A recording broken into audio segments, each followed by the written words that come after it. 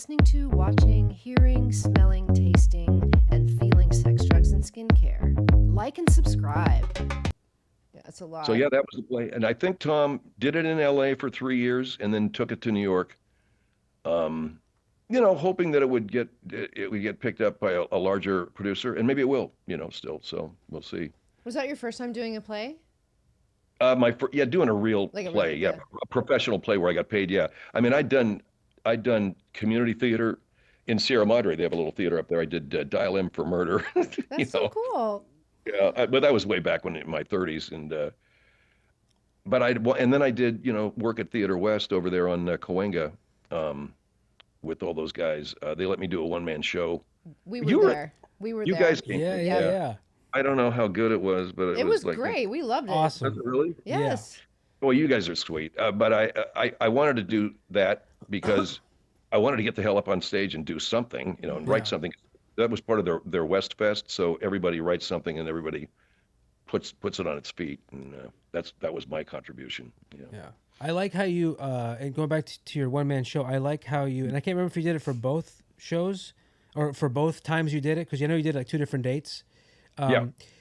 But you had with the scarf as like was like denoting like different characters in a sense. Female. Or Yeah, right. And I liked how you did that because you were like you knew exactly what you were doing, Hmm. but it was like oh, okay, cool, now it feels this person. Not that your fans need to like kind of conjure up the thing because you're so like when you're the character you are that character. Yeah. But it was a nice Well, little touch. I like that. Yeah, wardrobe's everything. When I was I was doing Hollywood Improv, trying to do stand up, and I was doing Margaret, and I was with a friend of mine, and she just said, "Here, put this on." She gave me her scarf Oh, okay. because she knew I was about to do Margaret. Just put this on, and it was her instinct, and it was the correct one to. It got me into character, putting the scarf on and just, hello, put the hand here and the Bobby Dooley character and all that. And, yeah, yeah, and it's funny how I'm totally confident as a heterosexual male doing that. But anyway, I, a lot of guys go to, "Hi, I'm Bobby Dooley," and it's just it doesn't bother me at all. I think I am Bobby in many ways. So That's a character that you said that was that the what it was influenced by your mother as well. yeah, that's my mom. Yeah. Bobby Dooley has a lot of my mother. God bless my mother. She was sort of sociopathic in a way. Like I could say, "Mom, I just won the Nobel Prize," and she'd be like, "Mm-hmm." Mm-hmm. And Mom, I just won the Nobel Peace Prize. I'm going to go to Sweden and everything. Mm-hmm. You going to wear those pants or what are you doing? That's exactly my mother, Wow. And I don't know if it was because she didn't connect with the moment or whether she was on to the next thing or she wasn't quite getting it. But yeah, and she talked like that. And so I don't think you should wear that. Your father will know. I don't know. Okay? I'm trying to watch to tell the truth. God. I'm trying to watch to tell the truth. That was my mom, yeah. Yeah, my mom and Margaret's my mother too, so yeah. But the way you do the voices though, you don't do them from. You don't just do like the typical guy, was the just guy, thinking that, which is all yeah. like nasal. You Yeah. kind of like you come at like from Yeah. you transform it.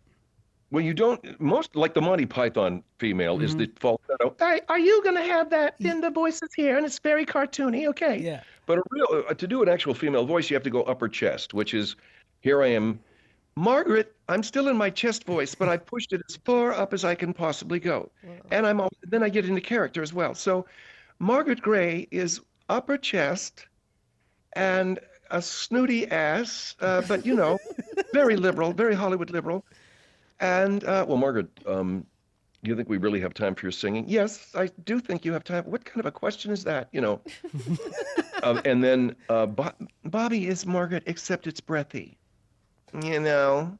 And those affectations, those valley things that because Bobby came from listening to a woman on the phone at KBC one night. I was driving to work and I heard this lady talking about the valley seceding from LA. That was actually a conversation that was happening in this. Yeah, and my husband doesn't believe we should secede because we don't want to be a hillbilly. we think the valley seceding from LA will make us a bit more hillbilly. Yeah, right. So all of those little character affectations, yeah, they just pop right in, man. Yeah, that's so cool. And it's like drawing from things that you've like picked up on Yeah. Yeah, it's what's wonderful. They're people you hear, and doing radio, it's always voice. So they're people that I've heard. And Al Gore, who talks like this, you've heard Al Gore, the former vice president of the Yeah. United States. He has this. Well, I took that and I turned that into a gay man and a gay journalist named Doug Danger. Oh, I'm a gay man and a gay, and only what I did with Doug was I didn't make it sexual. I made him really butch, and if anybody wanted to call him out, he was ready to go to throw down. Mhm. Yeah, you think I'm what do you think I'm a fag or something? Is that it? How'd you like to go? I'll go right now, man. I'll kick your ass. So he says to me like, Phil, I was in the store the other day and I said I'll take a pack of. He goes, I was in the store the other day. I said to the kid, I'll take a pack of Marlboro Lights, and the kid goes like this. He rolls his eyes. So I pinned him up against the register. I go, you got a problem with me? And he says, guys asked me on the beach the other day, who you voting for? I said, I'm voting for whoever the liberal candidate was at the time. It was. Dukakis? No. No, this is like I don't know. 2004. It was Kerry. Oh, Kerry. 2004. Oh, okay, sorry. Yeah, who are you voting for? I said, the guy says, it was one of these throwdown moments with Doug where he said, I don't know, what party are you? The guy said something like, I'm a Republican. Yeah, well, I'm gay. Now what party are you? Something like, And so that character was very specific for me. I didn't want it to be sexual. If anybody was going to start knocking him and using all the F word and, calling him effeminate, he was going to get ready to just throw down. So all of Doug's stuff was very hyper political, very aggressive, got right to the point. And that way we excluded what could become a distraction, which is people just cranking and calling him the F word, because that's important if you're going to get a show that keep it moving forward. Absolutely. You don't want to walk down in that stuff. Yeah. So there's one way. That's one way of dealing with it. Make the character kind of aggressive. I almost felt like when you're listening to Doug, he wasn't going to be the victim. If anything, he was going to make them the victim of violence or whatever it was. Like he was like on the offensive. That was such That's such a cool. Yeah, I'm way Doug Danger. I'm a gay man. You got a problem with that? Yeah. I just said I'm gay. You got a problem? No, I got no problem with it, Doug. Okay. Yeah, I'm a gay man. I'm a gay journalist. Yeah, just ready to go at any moment. It wasn't going to take any shit. So yeah, all of these you have to make them, because what we were doing is we were creating a scenario where we were trying to get phone calls, getting people to talk to these people, engage with them as real people. And the only way you do that is to make them very real themselves, So, for instance, if a guy says that he is afraid witches will get sucked into a jet turbine on Halloween night, does he say that like he really believes that happens, or does he try to sell it? Well, the average person, you, me, any of us, would try to sell it and say, look, I know it's going to sound crazy, but that is a far better way of approaching, because then people come at you and go, now, wait a minute. What did you just say? I know it sounds nuts, but I've seen witches get sucked into the turbine on my jet. I've seen it, Yeah. Well, you're crazy. That people have called me crazy, okay, but you should be up there in the flight deck with me. I've seen it. Okay? I've seen goblins, all this shit. Yeah. And you have to have that basis in reality, and then it works, But I don't think there's anything funnier than reality. Reality is the funniest damn thing going, man. And just to be able to, the way people deal with reality is what makes me laugh, and the frustration of people and their pettiness and stuff. So I hope that answered the question you asked me about 15 minutes ago about Bobby Dooley's voice. Absolutely, that was beautiful. That went exactly where it needed to go. That was perfect. Did you study psychology ever? I feel like you just follow these people and they're. I did not, but I've looked at people. Yeah, I've observed people, and I think I'm a pretty good judge of people. I'm not trying to say that I read minds, but I can pretty much tell. I don't know, a person's personality at some point after getting to know them, that's valuable, in dealing with people, obviously, and also doing the kind of show that I do. But it's acting really is what we're talking about. So the more you know about a character, the better the character is, the more reality you can put into that character. So they tell you as an actor, write down the biography of your character. But when I do these voices and I do these characters on the radio, I'm writing the biography as I go. And so I don't ever really have to write it down, because I know automatically Bobby Dooley was born down near the Y, the El Toro Y. Her father was in the Marine Corps. She went to USC, but she washed out. She met Steve down in Seal Beach. He was selling Darvon and fake IDs. She fell in love with him immediately, and they got married, and they have 3 boys who are like little neo-Nazis, but she thinks they're great. And he's got a wildly successful. Just all this stuff starts to come up, and the same with Margaret. She was an actress. She came out to L.A. She auditioned. She was almost got the part on Big Valley, but Linda Evans beat her out. Yeah, this kind of shit. She did do a pilot called Bunkhouse that did not go to series, but Frank produced it. That's where she met Frank, and they had their son Jason J. Delmonico, who he also was doing commercial work. Yeah, so she's a stage mom, this stuff. Yeah, just stuff. The more real, the better. Yeah. But you're literally writing, like you said, like, and right before you said that, I was thinking that to myself. It's like you are just writing these characters in your. I feel like you're doing it simultaneously with but not just as you go, but also like you've got this person in your head, and I'm just picturing like these little bubbles of people in your head, like Bobby Dooley's here, and and you're thinking about this guy here, and then you're writing their stories as you're going. That's not something that most people can do. Well, you're storytelling. So when you're storytelling, and as a stand-up comic, Nikki, you probably storytell. That's how you find jokes. Storytelling for me is just trying to make the story funny.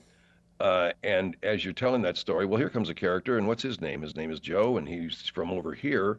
And it's really weird what's over there. There's a tree that he grew up underneath. And you start to kind of fill in the blanks as you move these characters through the story. But only to further the story. Like I was doing the Danger. Phil, what we're going to do is, what I'd like to do is go out to the beach and film it. And you're going to go out just no, I've got Billy here. Billy, hi. I do some, Billy's with us. I do a youth camp, and Billy's, where are you from, Billy? I don't know. Yeah, see, these are kids that, well, do they have an intellectually challenged? No, he's just stupid. I don't know how else to put it. He's fine. The kid's fine. You ad-lib all that stuff. So it's so cool because you're like when you're in you could tell you're so immersed in the character, and like as you're talking about the character and the backstory of it, you're like, oh, this character would definitely do this, and this is exactly what they would do. And then, but then to also keep track of the story as you're doing it. Yeah. You could tell that, like, at least it seems like that's how deep you are in it, like being and like knowing exactly how well the character is, that the story's making sense. So why would you forget it? The story is. Well, yeah, you're bullet pointing the story before, because I don't write a script, but I do some bullet points. Yeah. Okay. So it bounces from this one to this one to this one, and then you're improvising everything in between. I love to. I don't know, Nikki, as a performer, do you like to improv? I do, yeah. I love the hell out of it. I wish I could do it all the time. And I remember Jay Moore saying to me one time, why do we have to audition? Why can't we just do the job and show them how good we are? That's so funny. Exactly. Why is auditioning sucks? And I would love to do that, be able to just go out there and is this it? Let me just show you what I want to do with this character. But improvisation, some people say that the story gets lost. For me, I'm very specific as to where I'm going with it. And especially when we were doing the radio show, you had to make sure you were getting phone call reaction, but also keep it funny. This is really a tough thing, man. That's so cool. Absolutely. Yeah. I find what improv is like, if you allow yourself just to go there and then keep doing that in repetition, then it becomes like there is no fear of what you're going to say is going to be wrong because it's based in reality. It's really, really fun. Yeah. It also kind of that kind of like that little adrenaline rush is kind of nice too. Like what's going to happen? Yeah, that's right. And when you're improvising with people, of course, the rule is continue what they're doing, support what they're doing, continue the storyline that they've introduced, and that's also challenging, but also a lot of fun. So I don't know, man. And there's dramatic improvisation. That movie United 93 about the plane that crashed in 9/11. That was all improvised. Really? Yeah, that was all improvised, man. Peter Greengrass. He said we had a document that we wrote from the 9/11 Commission report, so we knew where we were going, each scene, but the actors improvised the lines and the attitude. Yeah, so that's what made that movie so powerful, and effective. Friday Night Lights, I think, did the same thing with their characters. They just would let them just. Did you ever see that? Just riff, I've yeah. seen, a little bit, yeah. Yeah. Give them the situation, let them riff in the situation. Yeah, And that's why yeah. it felt so real and felt so interesting. Otherwise, I'd be so bored to tears. You know? There's yeah, I know you got to make sure it's interesting. I think Greengrass did Bloody Sunday, which was about the Irish Peace March back in the 70s that got attacked by the British Army, and that was all improvised. That was all. Wow. That's a tough thing to do, man, Yeah. especially with material like that. Yeah, so. I wonder in that situation, doing something like that, if it's all improvised, do you have an idea? You know the character, you're in a situation. How do you have to get yourself into your backstory is all you, so you have to get yourself into that character. There isn't really much written out about it, dialogue-wise, because a lot of times you get to the character, at least you figure out how they are by reading the dialogue. Oh, they're saying this. Oh, they maybe Yeah. That's pretty tough. Yeah, well, Seems but like it. you just make sure that it follows the story. The director has given you kind of the scene. You make sure that you're following the scene. Make sure you're hitting the points that want to hit, and bring to life who this person is. And these are all real people in Bloody Sunday as well as in United 90. These are real human beings that existed. As much information you can get about them, you do. But it's fantastic. But you know what, man? Having lines written by a writer and making those come to life, that's a really, really, my respect is so much for actors the real actors that work with written material. I mean, to make that stuff sing is amazing. Yeah. I think I'd say I prefer improv because I'm lazy. You did when you were in This Is 40. Was that improvised? Did they just say like just go, Yeah. and did you have a whole bunch That of was it. takes and you just got That to was go? Oh, it's so fun. Yeah. That was so good. So fun. Judd Apatow simply said he let me off with the line, "You're kidding me." Go with that go with that attitude. You're kidding me when Paul runs into the door. Yeah. And that's what happened there. Yeah. And I was Paul Rudd's such a great actor.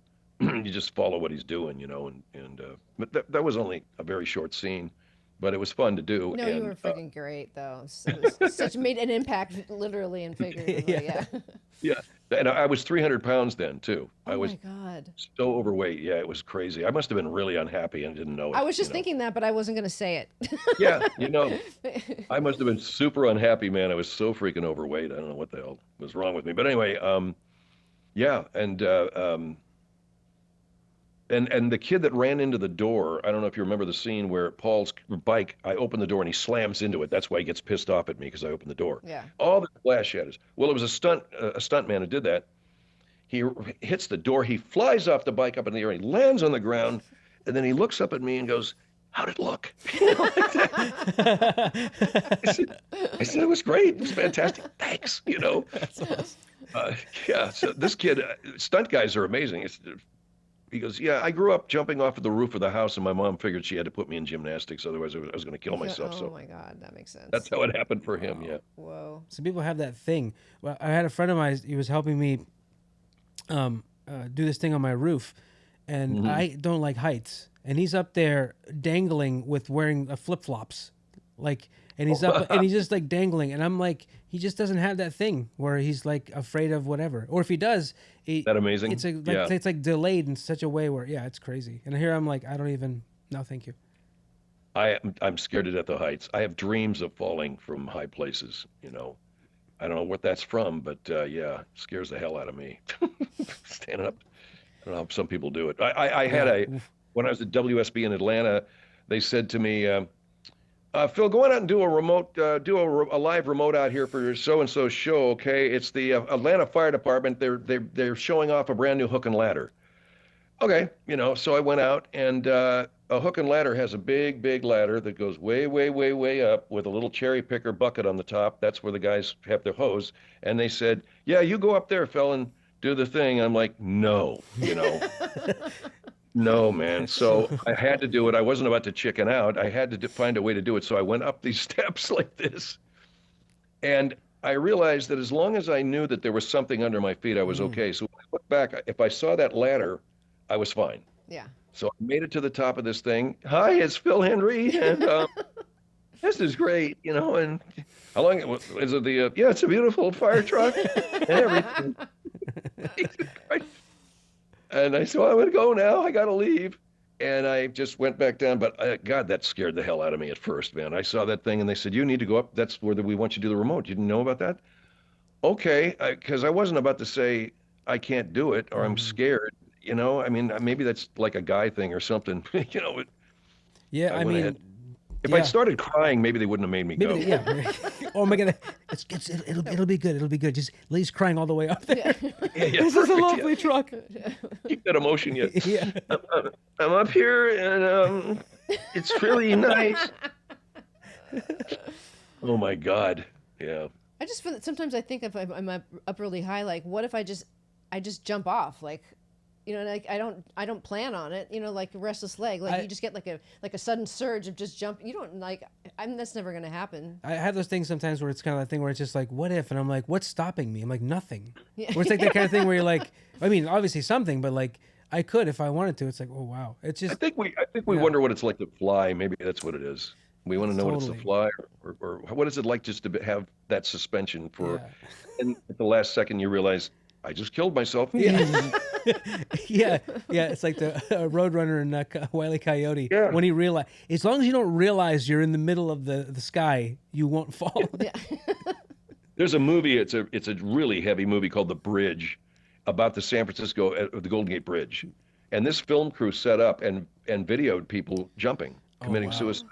And I remember watching it and going, this is fascinating. And then they interviewed the people, the relatives, the family of those people later. But I thought to myself, why are you filming that? Why don't you stop that guy from doing it? You know? But the movie opens with an old man leaning over the edge, looking at the water. Credits are rolling, credits end. And he just hikes his leg over the thing and jumps off the thing. Wow. And so they interview and then the whole movie, they're noting this one young man in a black shirt and a black coat going back and forth. Every day he was there walking back and forth, and they're interviewing different people about different other people who died. And at the end of the film, they film this kid standing up and falling backwards into the bay.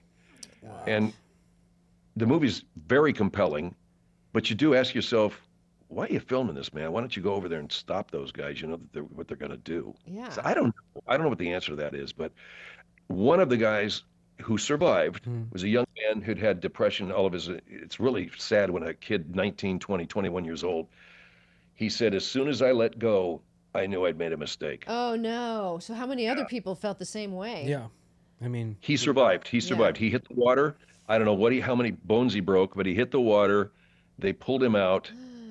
And he called his father and he said, Dad, I tried to kill myself, but I'm alive. And they interviewed him through this process, you know, what it was like and why did you do it? And he'd been depressed his whole life, you know, on a variety, probably on the wrong meds for all I know. Yeah. But that when he said that, he says, as soon as I let go, I knew I'd made a mistake. I didn't want to die. Wow. And there he was falling.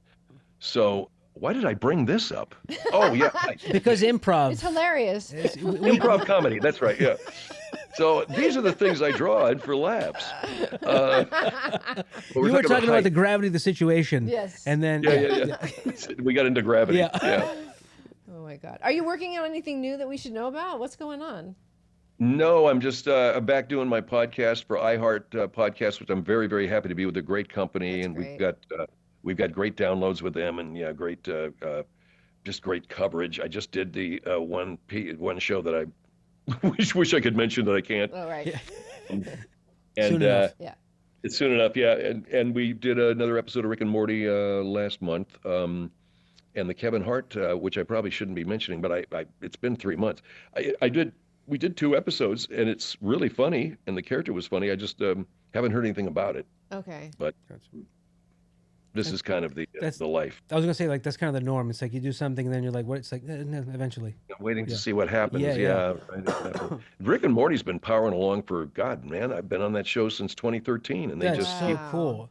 Keep on keeping on. Yeah. Yeah, that show is awesome, and then it just keeps like fan base just keeps churning. It's like snowballing. Yeah, it's so cool. It's funny. I had eye surgery on just an eye muscle. I was laying there. And just before I went under, the anesthetologist leaned over and looked at me and said, "Are you on Rick and Morty?" And I go, yeah, I am. And all of a sudden, 5 surgical nurses stop and look over at me like, these are all Rick and Morty fans. Oh These my guys are That's God. hilarious. surgery, yeah. But the character I play is Principal Vagina, and my doctor, Dr. Seaver, goes, I know, you're Mr. Vagina. Is that it?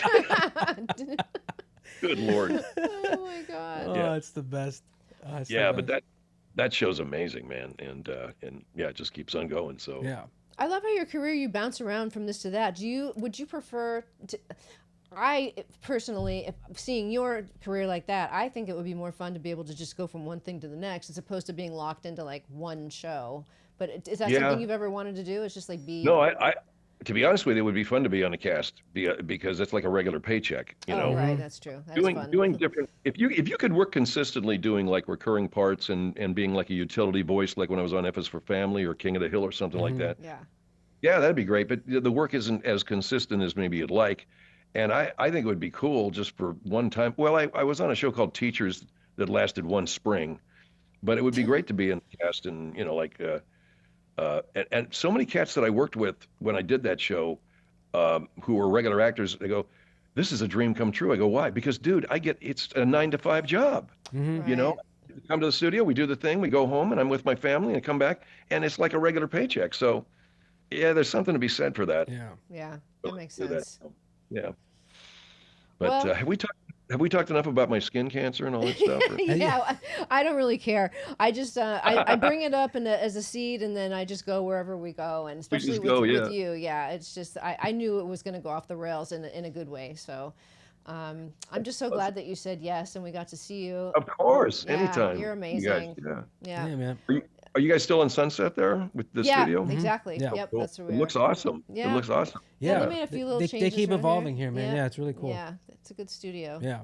Yeah, we Totally. like it. Phil, before we close up, just for the social stuff, people can find you. Is Yeah. there like social Yeah, tags you want to put out there? Sure, yeah. Phil Hendrie fan. I'm at facebook.com/Phil Hendrie fans, PHANS. That's how I spell it. And that's the biggest regret of my life. I should have spelled FANS. It's Phil Hendrie fans, right? Yeah. Well, how come it doesn't spell that? So I messed that up. But anyway, it's PHANS. And then we're also on X, where I do really weird stuff because that's such a political site. So today I showed that rocket going off. I put, this is how much of a man I am, okay? This is me going to get tequila. And this is, and it's just stupid stuff like that. I also have an Instagram where I post things like I'm in character as Yes. just this guy. I can show you a little bit of it here. His name is Wilson Kinder. I'm Wilson Kinder. And I want you to know that I voted today. And and I voted for the right man, and you should too. I'm Wilson Kinder. Make sure you vote. No, just idiotic stuff. I love it. It's where the brain takes you, man. That's hilarious. Yeah. So, not that I have a lot of followers or anybody that really, is not frightened of me. Yeah. Well, we just love you so much, and Thank you. next guys. time Love you you come guys. out, yeah, we want to hang out with you like in person and. Shoot, I wish I could have come out there today, but okay. yeah, I just got into town here just a couple hours ago. Yeah, and No, I was just happy that you were still able to do it, and I was just, I know that you were Anytime. very, very busy man. So, anytime, you guys. all I right. love it. Well, Thank you, take Phil. care. Yeah. Yeah, I'll and be- congratulations on your new home out there in Yucca Valley, man. That's Thank awesome. you. Thanks, yeah, man. come out and hang out with us for sure. I'd love it. Yeah. You don't have a horse or anything, do you? Do you have a horse corral and stuff like that? We have a horse barn, but we don't have a Yeah, horse. the neighbors have horses. Yeah. Horses. Yeah, most people that live that doesn't have horses. Yeah. It's so weird. I never thought of it like that. I never thought desert than horses. Horse but- with no name. Oh, that's The right. horse with no name. Yeah. Yeah. America. That's The right. name of the band. And when America. Yeah. Yeah, When yeah. that was, and those guys are like That's my right. age. When that song came out, I was in my late teens. I heard that song. And they just sounded like a bunch of stoners. They sounded like dudes that took too much Seconal. I've been to the desert on a horse with no name. And it's like cats that I grew up with. Just sure you did, man. Yeah. Go to sleep. But Oh my gosh. they God knows they made legends of themselves and then broke up. That's a weird. America, they had one guy that turned to Jesus. He split. Huh? Then the two guys were America for a long time, and then I guess they stopped doing it. I don't know. There's only two guys in America. There used to be three. I wish that were the case. Yeah. All right. Yeah. All right. Well, we're going to see you next time you come out. And everybody follow Phil, please. He's amazing. Watch his movie, Hendrie. It's... Oh, my website's philhendrieshow.com. Oh, thank you. Yes, good. Got to mention that. It's the best value online other than porn. Yes, that's right. Phil, love you, man. Thank you so much for talking with us again. Thank you so much. All right. My God, I'm so grateful. Thank you, guys. Yeah. Talk to you soon. Talk to you soon, Have buddy. a good one. Hey, bye-bye. All right, goodbye. Here's the part where I try to turn it off and I don't know how.